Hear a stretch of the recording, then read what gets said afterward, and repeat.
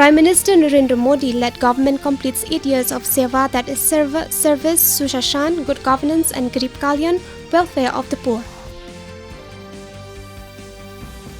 Prime Minister Narendra Modi has said that the children who have lost their parents due to COVID-19 will get full support for their schooling and higher education. Vice President M. Venkaiah Naidu has embarked on 3-nation tour to Gabon, Senegal and Qatar.